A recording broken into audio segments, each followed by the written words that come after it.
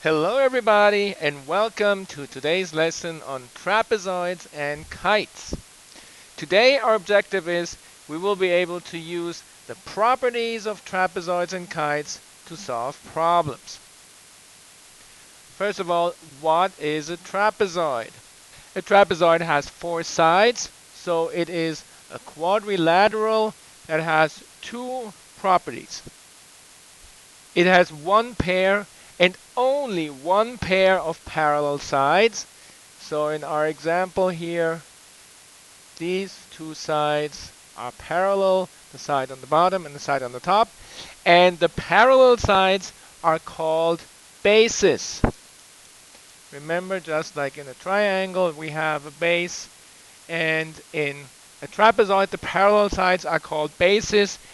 And it doesn't really matter if the side is at the bottom or on the top, or even if they are flipped over, like in this example. The parallel sides are always called the bases. And then we have two sides that are not parallel, and those two sides also have a name. And again, similarly to a triangle, these two non-parallel sides are called the legs.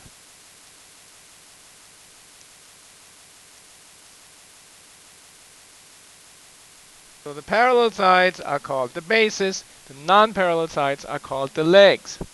And then trapezoids have another property. First I'm going to mark our parallel sides one more time, our bases. And you remember from when we talked about parallel lines before, and specifically parallel lines that are crossed by a transversal, we create consecutive angles.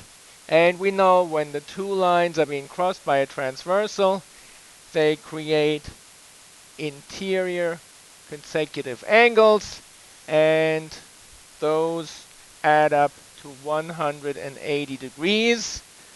And that is true on both sides. The two consecutive angles add up to 180 degrees.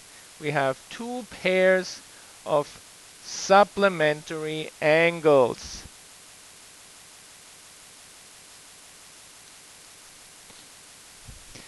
And then we have a specific type of trapezoid called an isosceles trapezoid, and that has some additional properties.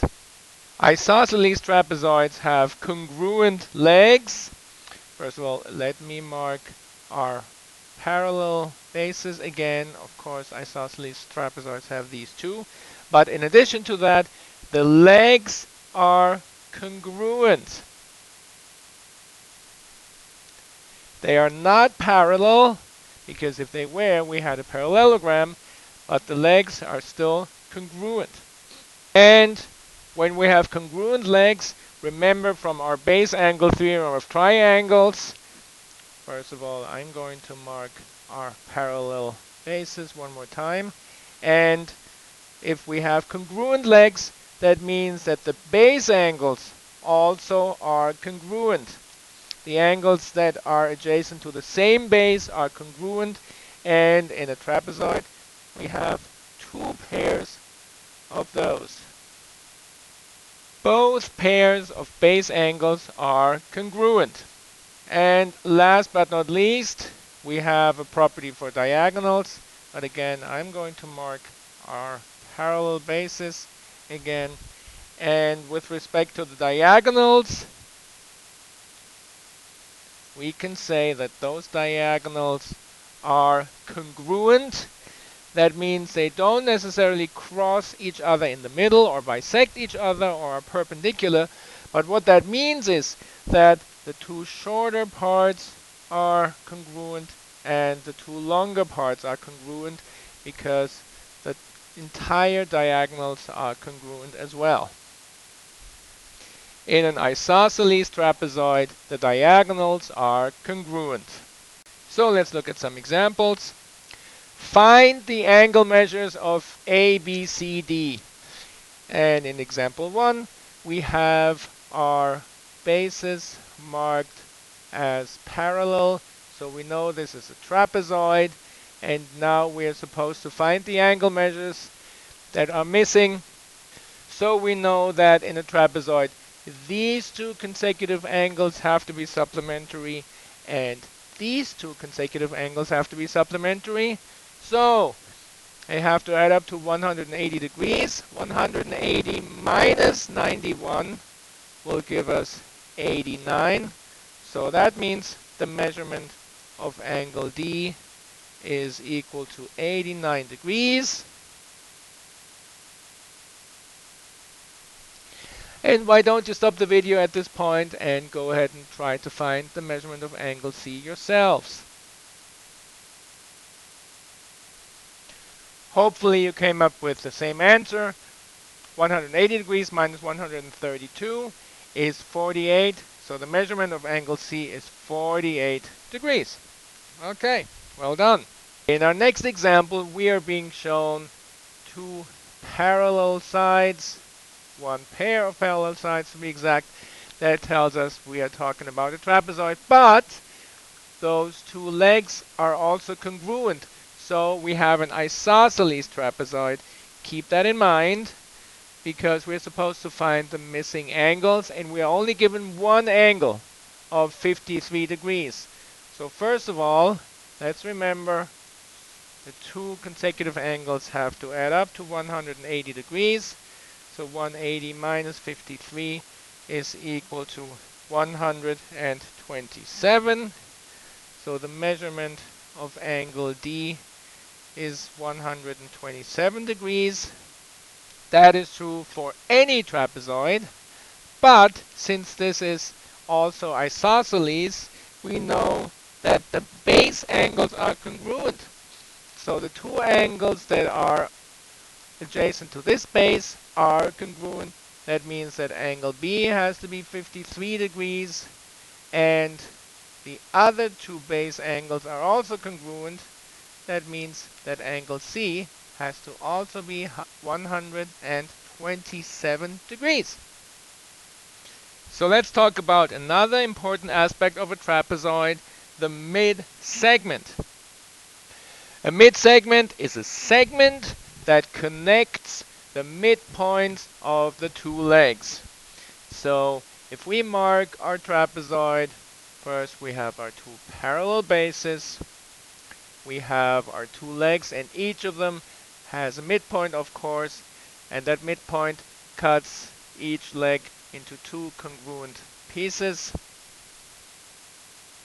If we connect those two midpoints, we get a mid-segment. And the mid-segment has two very important properties. It is always parallel to the bases. So let's mark this here in our diagram. And then let's think about the length of that mid-segment. If we compare it to the two bases, we can see that it's longer than the base here on top, but it's also shorter than the base here at the bottom. It is, in fact, exactly in the middle with respect to its length. So how do we find that? The length is the average of the length of the two bases. So we find it by adding their lengths together, base 1 plus base 2, and dividing that by 2. And here on the bottom, we have already some examples that we can use to practice this. In example 3, both bases are given to us. We have a base with length of 28 and a base with length of 22, and we're supposed to find x. X is the length of our mid-segment. So x is equal to 28 plus 22 divided by 2, which is 50 divided by 2, or in other words, x is equal to 25. In our example number 4, we are given the length of our mid-segment with 12, and now we're supposed to find x, which is part of an expression that describes the length of our shorter base. So we need to find the length of the shorter base to then also be able to find x. There are different ways to do it. The easiest way, I think, is if we look at our longer base with length of 16, and we realize that from 16 to get to the length of our mid segment, we have to subtract 4. And if that's so, then that means we also have to subtract another 4 to get to the length of our shorter base. 12 minus 4 is 8. So that's the length of our shorter base. And now we can set up our equation. 3x minus 1 is equal to 8.